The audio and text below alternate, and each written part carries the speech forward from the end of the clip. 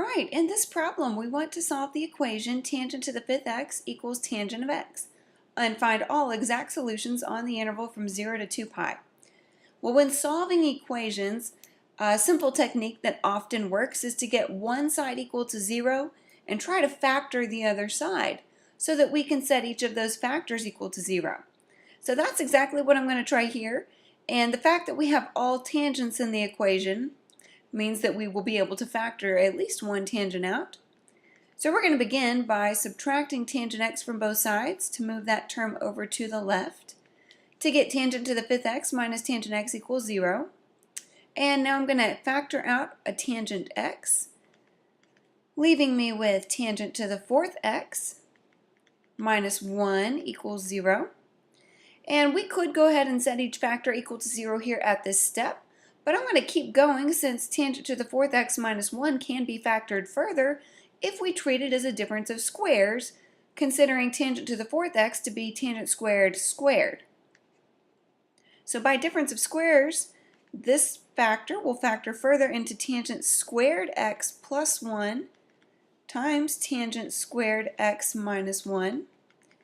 And yet again, we have another difference of squares in our last factor here. So I can factor that one further. We cannot factor tangent squared x plus 1 further since that is a sum of two squares. But this last factor here factors into tangent x plus 1 times tangent x minus 1. So now we have four factors, all of which we need to set equal to 0 and solve. So the first one right here will give me tangent x equals 0.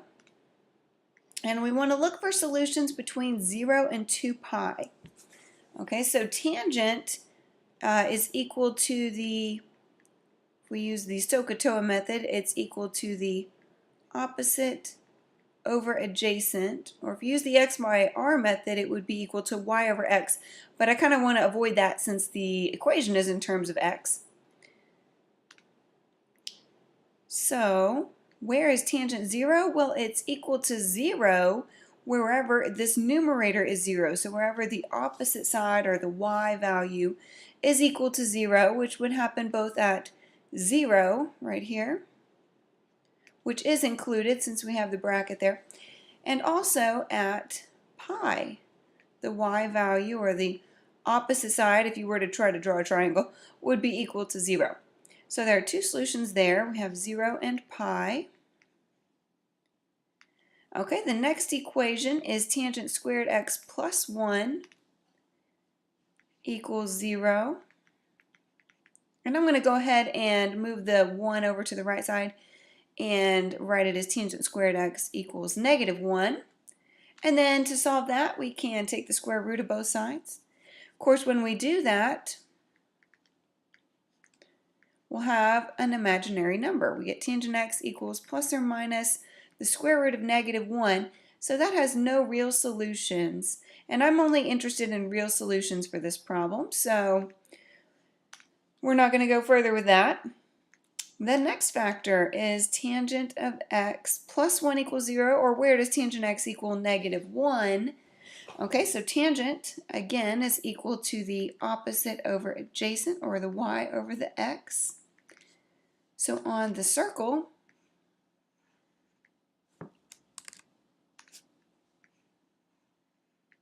here we go.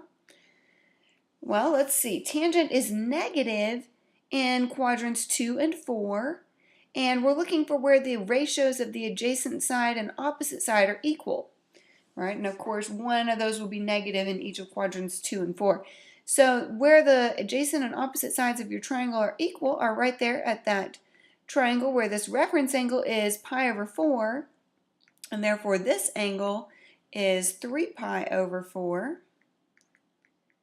And also in quadrant 4,